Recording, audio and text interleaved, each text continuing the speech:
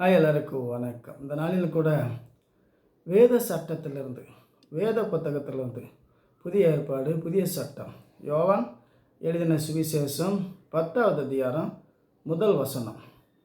மெய்யாகவே மெய்யாகவே நான் உங்களுக்கு சொல்லுகிறேன், ஆட்டு தொழுவத்துக்குள் வாசல் வழியாய் பிரவேசியாமல் வேறே வழியை ஏறுகிறவன் கள்ளனும் கொள்ளைக்காரனமாக இருக்கிறான்.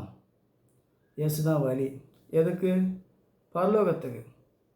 பூலோகத்தில் வாழ்கிறதுக்கு எந்த சாமியும் தேவையில்லை, எந்த மதமும் தேவையில்லை, எந்த வழிபாடும் தேவையில்லை. பூலோகத்தில் எல்லோரும் வாழலாம். சபைக்கு போனாலும், சத்தியத்தை கேட்டாலும் கேட்காவிட்டாலும், ஏசு இறந்தாலும் இல்லாவிட்டாலும் பூலோகத்தில் வாழலாம்.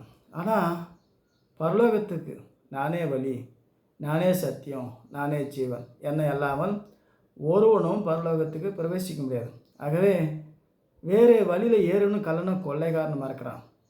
மரியாக்கிட்ட ஜெபம் பண்ணக்கூடாது, அந்தோனிக்கிட்ட ஜெபம் பண்ணக்கூடாது, செவித்தியாங்கிட்ட ஜெபம் பண்ணக்கூடாது, வேளாங்கண்ணிக்கு ஜெபம் பண்ணக்கூடாது, அண்ணம்மாக்கிட்ட பொன்னம்மாக்கிட்ட ஜெபம் பண்ணக்கூடாது, பாத்திமாக்கிட்ட ஜெபம் பண்ணக்கூடாது. எந்த மனுஷனை பார்த்தும், எந்த விக்கிரகத்தை சுரூபத்தை பார்த்தும் எங்களுக்காக வேண்டிக்கலாம் சொல்லக்கூடாது.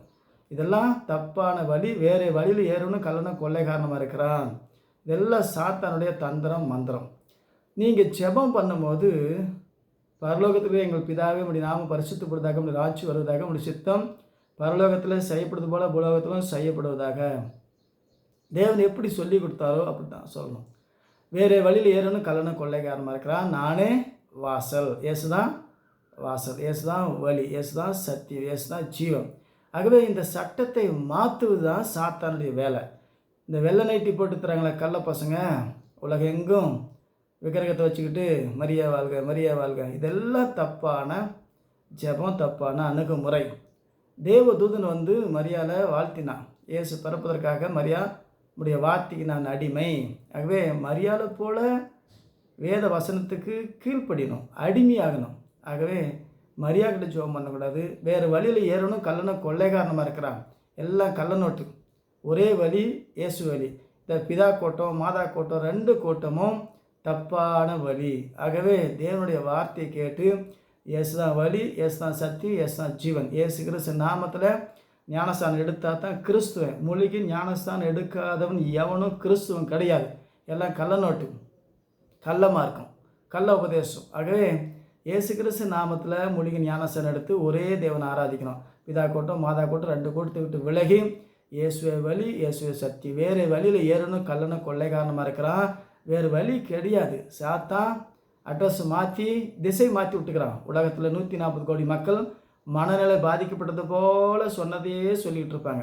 ஆகவே இதெல்லாம் தப்பான மார்க்கம்.